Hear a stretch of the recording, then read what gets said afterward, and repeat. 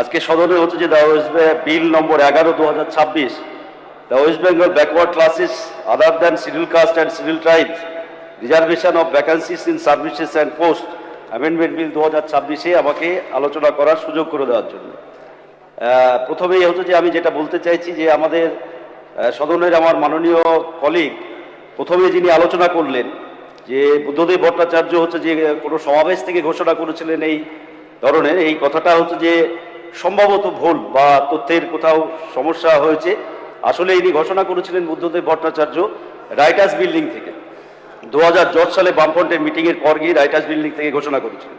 এবং যে অভিযোগ হচ্ছে যে করা হচ্ছে, আসলে এটা প্রথমেই আমি খণ্ডন করতে চাইছি যে এইটা যে কমিশন বা যা তদারকি হয়েছিল এই যে রিজার্ভেশনের ক্ষেত্রে, ওবিসি রিজার্ভেশনের ক্ষেত্রে, তা করেছিলেন মাননীয় যোগেশ বর্মন, তখন ব্যাকওয়ার্ড ক্লাসেস মিনিস্টার ছিলেন। যার ফলে আমাদের যেটা উদ্দেশ্য ছিল সেই সময়ে সেটা হচ্ছে যে প্রথমত আপনারা জানেন যে সাচার কমিটির রিপোর্ট একটা বেরিয়েছিল, কেন্দ্রীয় সরকারের নেতৃত্বে যে কমিটি হয়েছিল, সেই সাচার কমিটির রিপোর্টের পর দেখা গিয়েছিল যে ভারতবর্ষের বুকে হচ্ছে যে সংখ্যালঘু, বিশেষ করে মুসলিম সম্প্রদায়ের মানুষের যে আর্থিক,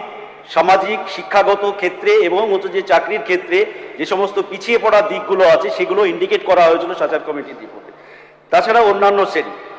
সেই জায়গাতে দাঁড়িয়ে তারপরে যখন আমাদের একটা ভাবনা চিন্তা হয়েছিল যে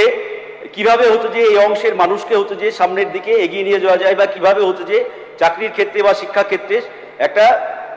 সংরক্ষণ করে, তখন আমাদের হাতে কোনো উপায় ছিল না। যার ফলে পরবর্তী ক্ষেত্রে রঙ্গনাথ মিশ্র কমিশনের রিপোর্ট আসে এবং রঙ্গনাথ মিশ্র কমিশনের রিপোর্টে সরাসরি হচ্ছে যে সুপারিশ করা হয়েছিল যে এই ধরনের সংরক্ষণ বা এই ধরনের করা যেতে পারে।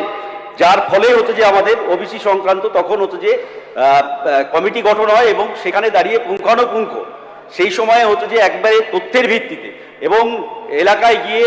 সঠিকভাবে হচ্ছে যে করার পর ওবিসি ক্যাটাগরি এবং বি ক্যাটাগরি দুটো তৈরি করা হয়। পরবর্তী ক্ষেত্রে যেটা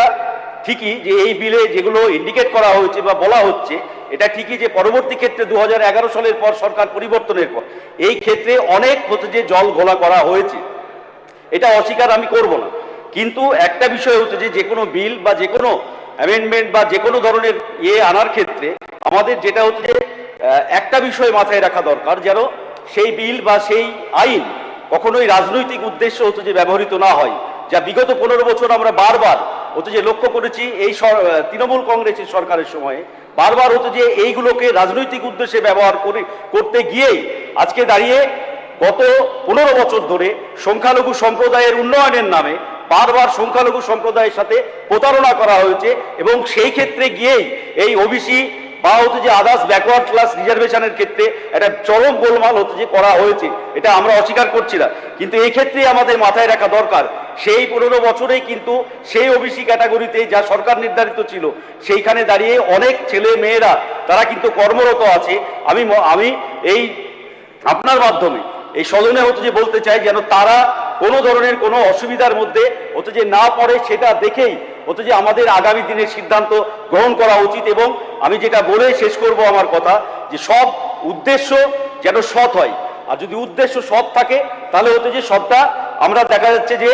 যদি রাজনৈতিক উদ্দেশ্যে ব্যবহৃত না হয় এই বিল, তাহলে সেটা সঠিকভাবে সমাজের পিছিয়ে পড়া সঠিকভাবে যারা আছে,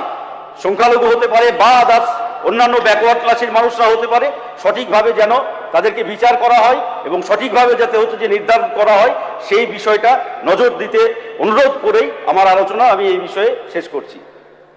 ধন্যবাদ। এবিপি আনন্দ, এগিয়ে থাকে, এগিয়ে রাখে।